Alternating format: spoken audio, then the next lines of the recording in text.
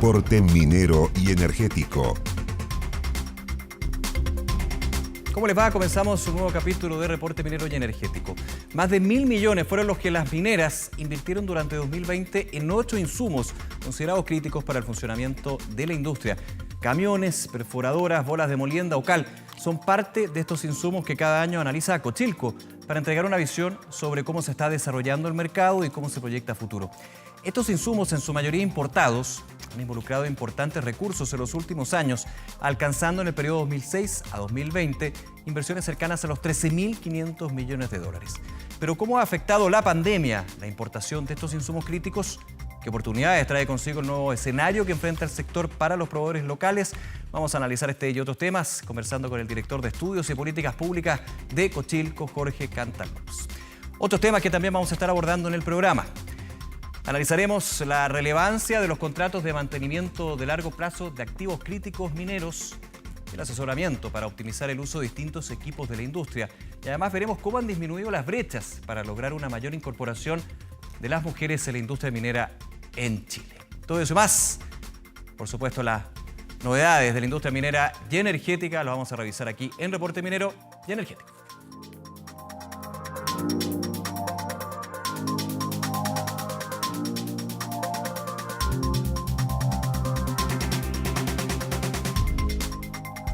Son 8 los insumos críticos que mide anualmente Cochilco para analizar el estado del mercado minero en el país. Su importancia es tal que estos, fíjense, representaron el 21% de las inversiones de la cartera de proyectos mineros en 2020, equivalentes a 1.000 millones de dólares. La mayoría de estos son traídos desde otros países, por lo que cualquier cambio, como restricciones asociadas a la pandemia, afectan su importación. Vamos a analizar este contexto, para eso ya estamos en contacto con el director de Estudios y Políticas Públicas de Cochilco, Jorge Cantalupps. Jorge, como siempre, un placer, muchas gracias por acompañarnos. ¿Cómo estás, Nicolás? Mucho gusto, como siempre, un gusto. Igualmente, a ver, yo he hecho un poco la introducción, digamos, de la importancia de este ítem en particular. ¿Cómo lo ves tú? Y en términos de la coyuntura, ¿en qué posición estamos cuando hablamos de insumos críticos de la minería? Bueno, son insumos que nosotros identificamos desde el 2014 como claves para el funcionamiento de la actividad, donde las propias compañías fueron quienes nos dijeron estos son los principales insumos desde el punto de vista de la importancia económica que tienen para la industria y desde el potencial riesgo de abastecimiento en algunos casos. Uh-huh. Ese riesgo de abastecimiento se da principalmente por un tema a veces de concentración de mercado o por el peso que tiene la importación. Ahora, la verdad es que el año 2020 no fue un año muy distinto. Es verdad que la pandemia influyó significativamente en el funcionamiento de la actividad a nivel global, pero como lo hemos visto, en el Chile los niveles de producción se mantuvieron, sí. O al menos no se vieron gravemente afectados. Hubo algunos ajustes que tuvo que hacer la industria, pero no hubo un impacto tan profundo como ocurrió en otras actividades económicas. Y por lo tanto, el abastecimiento de esos insumos afortunadamente tampoco falló.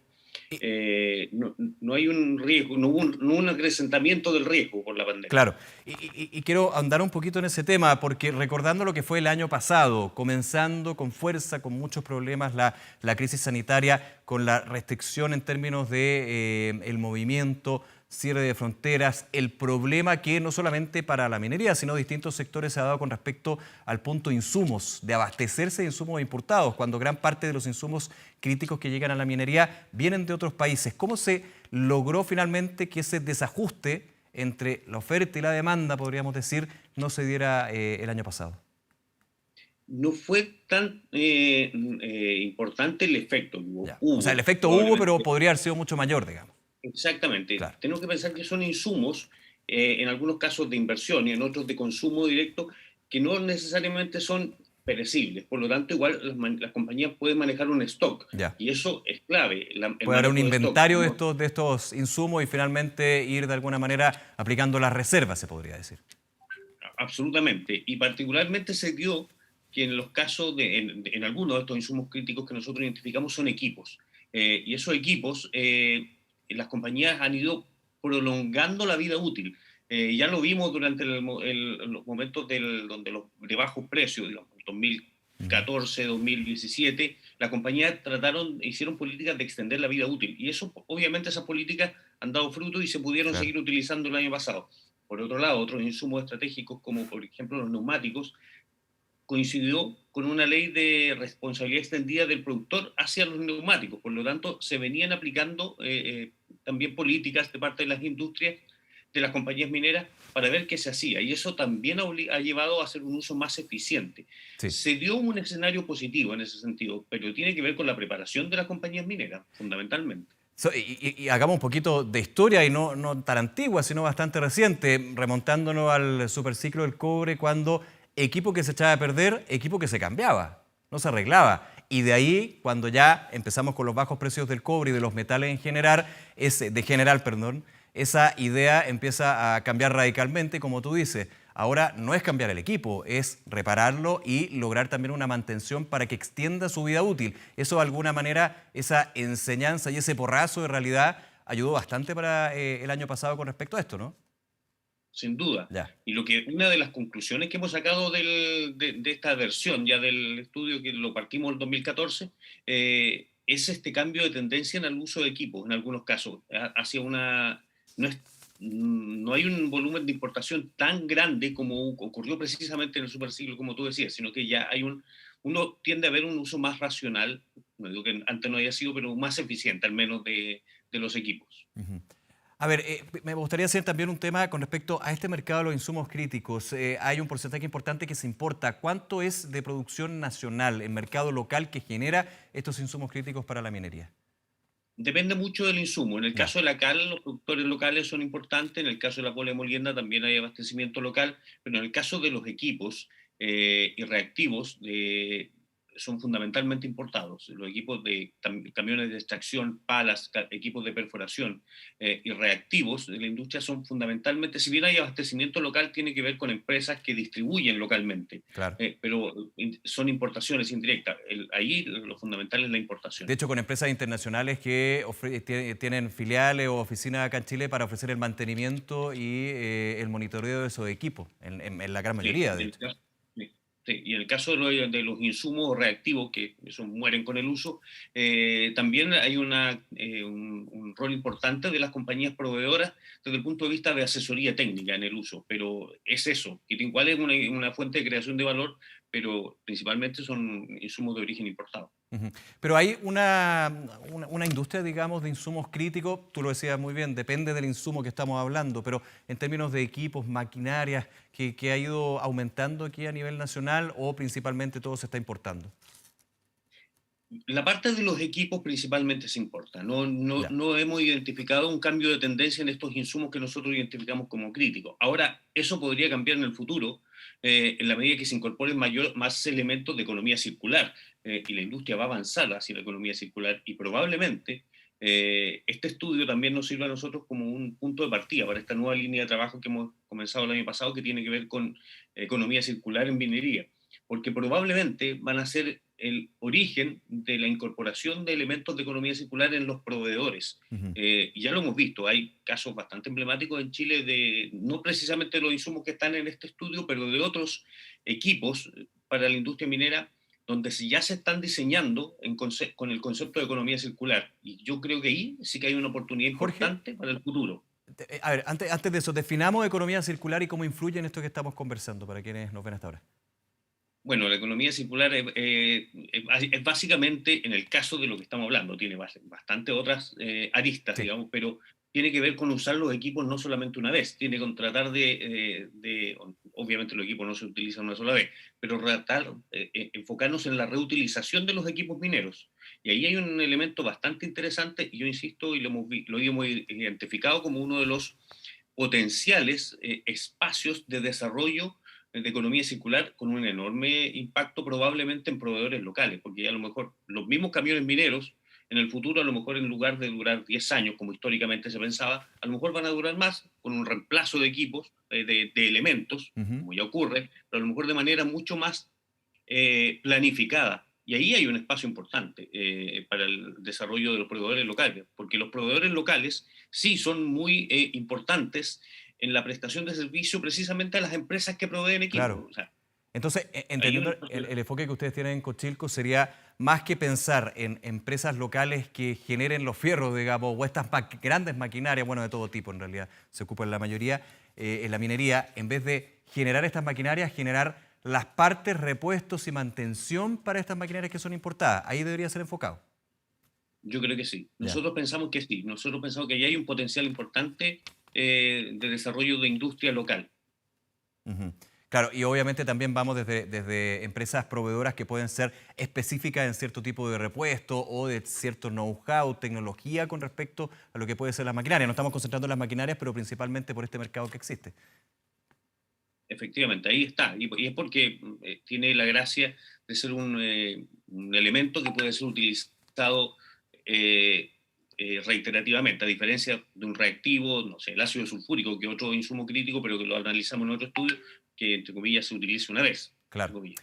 Jorge, en este contexto de precios altos de los metales, del cobre, también de proyecciones de alta demanda en el futuro no tan lejano con respecto a electromovilidad, a la situación de China, ¿cómo convive este contexto o escenario de flujo futuro en todo sentido con lo que estamos conversando, con los insumos críticos? Uno entendería que a una proyección de mayor demanda en el mediano largo plazo se van a necesitar más insumos críticos, por lo cual, por ejemplo, debería aumentar la importación de estos. Pero aquí también juega con otros elementos, las menores leyes en términos del mineral, proyectos que se han paralizado, que se empiezan a reactivar. ¿Cómo lo ves tú en ese sentido? Bueno, es otro de los resultados importantes que muestra el estudio, y eso ya no es un cambio de tendencia, sino que una ratificación de tendencia que tiene que ver con lo que dices tú, menores leyes y una mayor producción de concentrados de cobre a partir de mineral sulfurado. Y eso implica una demanda de insumos que es distinta a lo que había antes cuando nos enfocábamos en minerales lixiviables, digamos. Por lo tanto, ahí es un cambio también de es una ratificación de esa tendencia. Ahora, va a pasar probablemente que la historia nos dice eso, que cuando la demanda de algunos insumos aumenta, con el fin de mantener los niveles de producción, como ocurrió en el superciclo, donde algo aumentó, pero básicamente logramos mantener los niveles de producción. Ahora, si logramos aumentar los niveles de producción con nuevos proyectos, con ampliaciones de los proyectos existentes, va a aumentar la demanda. Y no somos los únicos demandantes. Al ser bienes importados, nos sumamos a la demanda de otros países, incluso de otras industrias que también lo necesitan, como los neumáticos. Por lo tanto, es esperable que en algunos casos se produzcan alzas de precio, como ya ocurrió en el superciclo.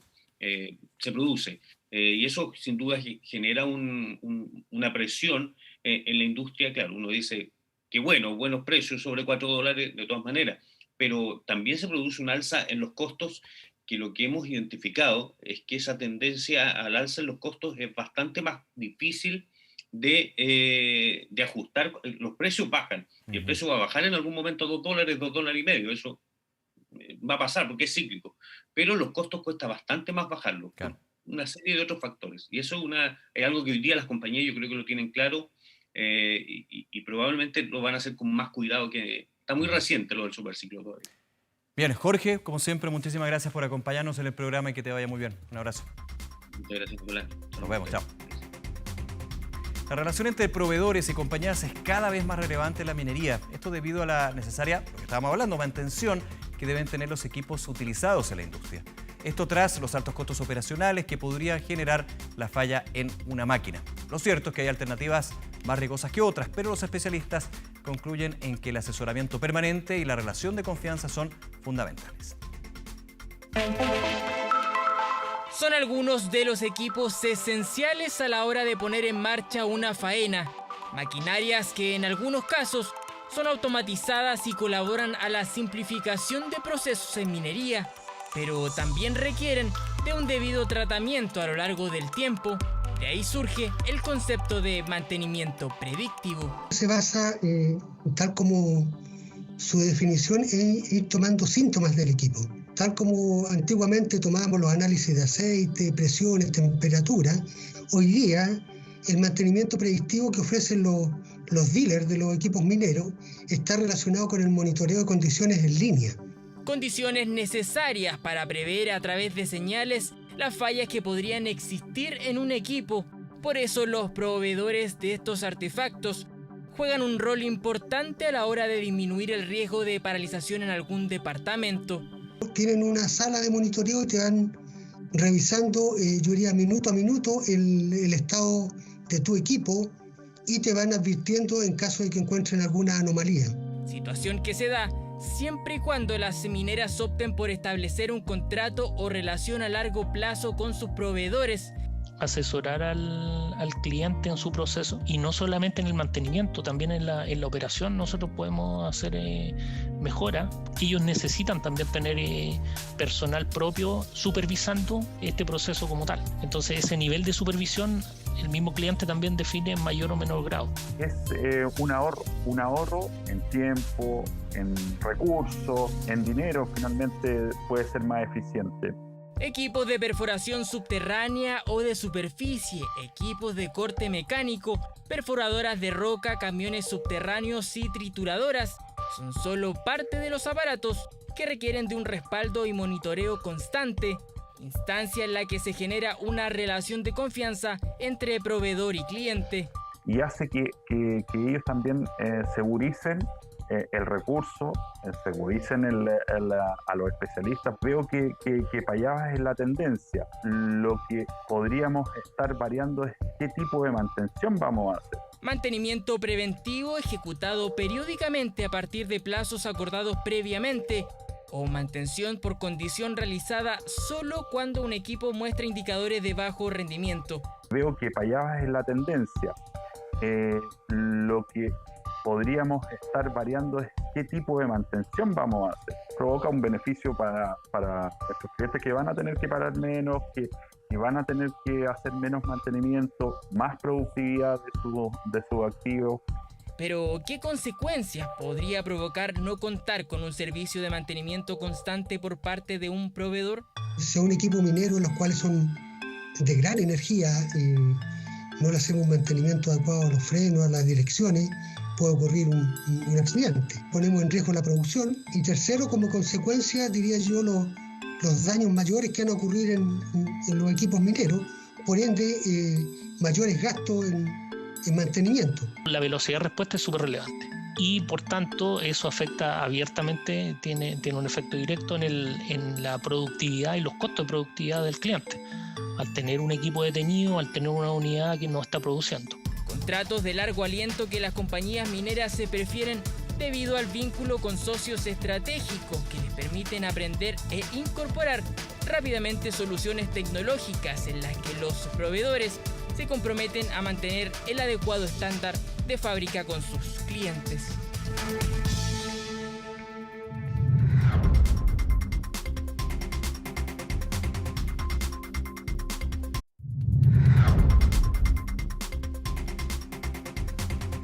Si hasta hace no más de 30 años la ignorancia dictaba que era una maldición si las mujeres entraban a una faena minera, en los últimos 25 años la industria minera trabaja por romper los sesgos y alcanzar la inclusión de las mujeres en el área.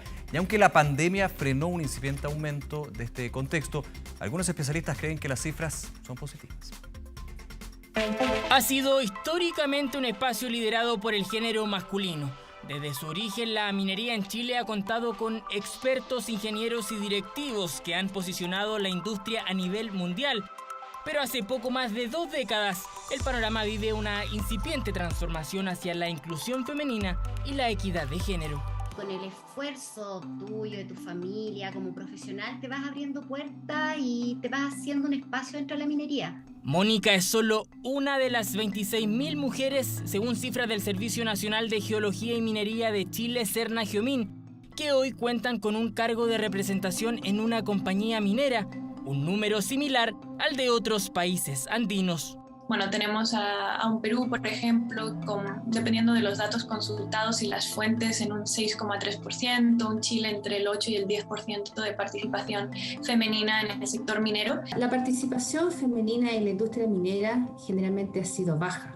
Durante los 10 últimos años, si bien ha crecido 3 puntos o 4 puntos, no ha crecido en la misma proporción el número de mujeres. Y es que al mes de junio de este año la participación de mujeres en la industria alcanzó solo un 10,3%. Siguen siendo datos que están bastante lejos de otros países que son tradicionalmente y históricamente mineros como Canadá o Australia, que tienen un mayor número de políticas que fomentan la igualdad de género en este sector. La buena noticia es que en general la industria minera ha hecho grandes inversiones en promover la inclusión de mujeres en la industria. Están haciendo declaraciones en sus políticas, generando planes específicos para la atracción y la retención de las mujeres en la minería. Lo cierto es que pese a que aún no hay datos que den cuenta del impacto que ha causado la pandemia en la participación femenina en minería, expertas creen que la tendencia es a la baja por las siguientes razones. Una sobrecarga todavía mayor de los cuidados, ¿no? en este contexto de teletrabajo, de cuidar a los hijos, cuidar de los familiares enfermos. Entonces, por tanto, la tendencia general en todos los sectores es negativa. Ha sido complicado, pero también desencadena este otro tema, un tema de educación social, de que el hombre en la casa no es el que ayuda, es el que también tiene que ser corresponsable, o sea, responsable junto a la mujer de la casa y de los niños.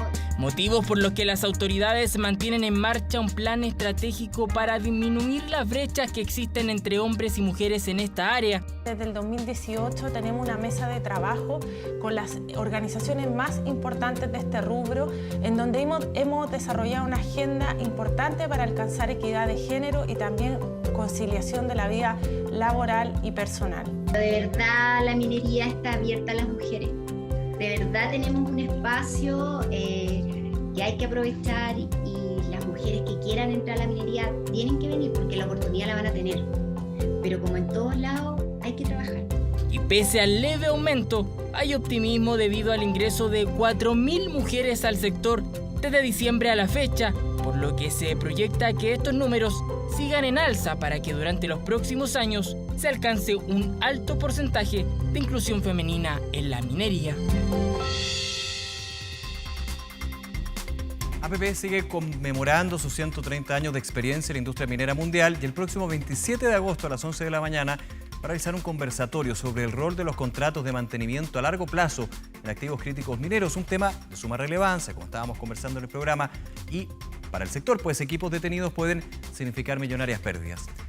En el encuentro, que será moderado por Susana Torres, presidente de Schoessmann Chile, se analizará cómo han cambiado los modelos de contrato de servicio en los últimos 10 años y cómo debieran estar configurados en el futuro para dar respuesta a las nuevas exigencias del mercado. Los panelistas del encuentro los puedes conocer en reporteminero.cl y si quieres participar de este conversatorio, las inscripciones ya están abiertas en la plataforma de netmin.cl.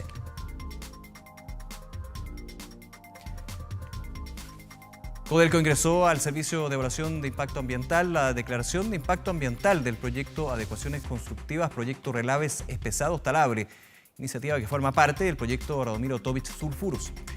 El objetivo general del proyecto es incorporar una modificación layout, reubicaciones de obras, cambios de emplazamiento, agregar nuevas instalaciones y superficies, entre otras consideraciones.